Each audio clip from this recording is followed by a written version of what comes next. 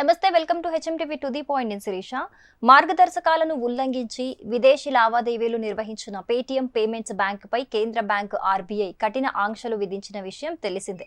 ఫిబ్రవరి 29 నుంచి సేవలను నిలిపివేయాలంటూ గతంలో ఆదేశించిన ఆర్బీఐ కాస్త ఉపశమనాన్ని కల్పిస్తూ మార్చి 15 వరకు గడువుని పొడిగించింది. ఈ మేరకు కీలక ప్రకటన వెలువరించింది. కార్యకలాపాల నిలిపివేతకు గడువుని పొడిగించడంతో కస్టమర్లకు పలు ప్రయోజనాలు కలగనున్నాయి. పేటీఎం పేమెంట్ బ్యాంక్ తన కార్యకలాపాలను సజావుగా కొనసాగించడానికి వీలుగా నూతన వ్యాపార భాగస్వామిని ఏర్పాటు చేసుకునేందుకు ఆర్బీఐ నిర్ణయం ఉపయోగపడనుంది. ప్రత్యామ్నాయ ఏర్పాట్లు చేయాలని డిమాండ్ చేస్తున్న కస్టమర్లకు గడువు పెంపు ఉపశమనం కల్పించనుందని ఆర్బీఐ పేర్కొంది.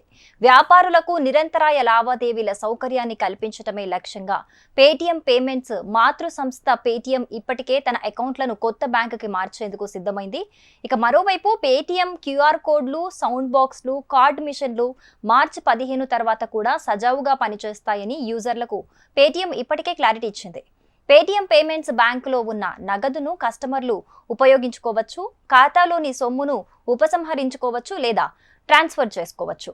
మార్చి 15, 2024 తర్వాత కొత్తగా ఎలాంటి డిపాజిట్లను స్వీకరించరు.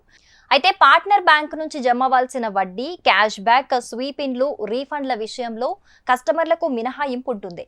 మార్చి 15 తర్వాత యూపీఐ, ఐఎంపీఎస్ విధానంలో కస్టమర్లు పేటీఎం పేమెంట్స్ బ్యాంక్ ఖాతాలోకి డబ్బును ట్రాన్స్ఫర్ చేయడానికి వీలుండదు. అయితే విత్డ్రా చేసుకునేందుకైతే అనుమతి ఉంటుంది. మార్చి 15 తర్వాత పేటీఎం పేమెంట్స్ బ్యాంక్లో శాలరీలు జమ కావు. కస్టమర్లు వేరే బ్యాంకుతో ప్రత్యామ్నాయ ఏర్పాట్లు చేసుకోవాల్సి ఉంటుందని ఆర్బీఐ సూచించింది. పేటీఎం పేమెంట్స్ బ్యాంక్ ఖాతాలో సబ్సిడీలు, ప్రత్యక్ష ప్రయోజన నగదు బదిలీలు జరగవు.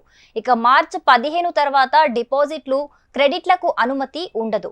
సేవలు నిలిచిపోనున్నాయి. బ్యాలెన్స్ ఉన్నంత వరకు ఫాస్టాగ్లను ఉపయోగించుకోవచ్చు, కానీ ఎలాంటి టాప్అప్లకు అవకాశం ఉండదు. For more interesting videos stay tuned to HMTV digital.